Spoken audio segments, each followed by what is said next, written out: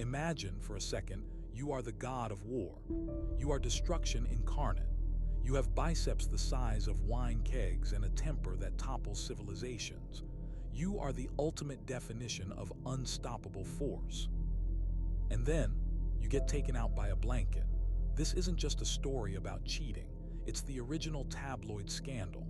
It's the story of how the smartest guy in the room humiliated the strongest guy in the room, and why the Greeks believed that love and war, despite being total opposites, are actually the exact same thing.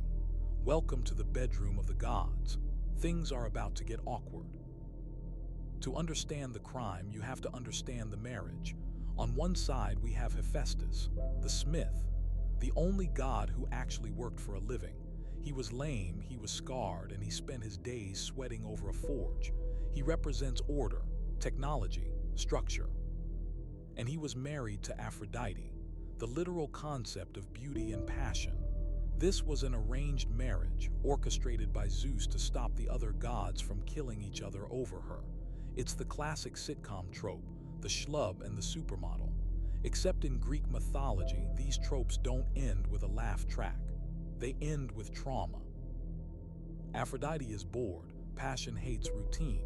Passion hates structure. And you know who else hates structure? Ares, the god of war. He's impulsive, violent, and messy. He is everything Hephaestus isn't.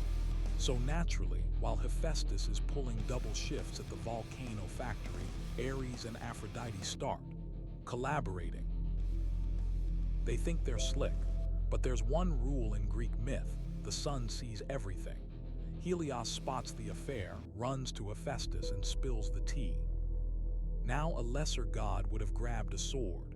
A lesser god would have challenged Ares to a duel he would definitely lose. But Hephaestus, he doesn't fight with muscle, he fights with mechanics. He goes into his workshop and hammers out a net, but not just any net. This is unbreakable, unyielding, and invisible to the naked eye. He hangs it over the marriage bed, draping it from the rafters like a spider web waiting for a fly. Then he plays the "I'm going out of town on business" card. "Bye, honey, I'm off to Lemnos for a convention on bronze smelting." Ares arrives, they hit the sheets, and then, snap. The trap springs, the invisible bonds tighten. And here is the irony: the god of war who can sack cities cannot break a thread made by a cripple. Strength is useless against ingenuity. Hephaestus doesn't just catch them, he invites the whole neighborhood. He drags the other Olympian gods in to witness the shame. "Look," he screams, "look at how I am dishonored." He expects sympathy, he expects justice. What he gets is ridicule. Hermes literally jokes, "Honestly, worth it. I'd take the chains if I could be in that bed." The humiliation backfires. Hephaestus wanted to show he was the victim, but he only highlighted that Ares, even in defeat, was the object of envy. Eventually, Poseidon, the uncle who takes things too seriously, convinces Hephaestus to let them go. Ares runs to Thrace, the land of barbarians. Aphrodite flees to Cyprus. But let's look closer at the net. Why does this story matter?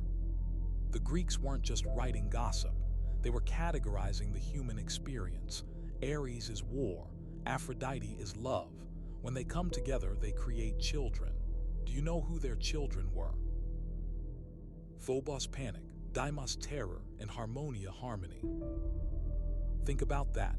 Panic and terror are the children of love and war, because love is a war. It is terrifying, it breaks your defenses, it creates chaos. Hephaestus tried to bind them with logic. He tried to trap passion with a machine. And for a moment, he succeeded. But the gods laughed because they knew something he didn't. You can trap the lovers, but you cannot trap the force. In the end, order Hephaestus stayed alone in his workshop, while chaos, Ares, and Aphrodite continued to rule the world. Because life isn't safe and it isn't structured. It's messy, violent, and beautiful. But here is the real question for you guys, and I want to see this in the comments, because this debate has been going on for 3,000 years. Was Hephaestus justified in publicizing the affair, or was he just bitter? Does technology beat strength, or does strength win because it doesn't care about the rules? Let me know below. If you want to see what happens when Zeus tries to solve a problem, spoiler, it involves lightning, click this video here. Thanks for watching and stay existential.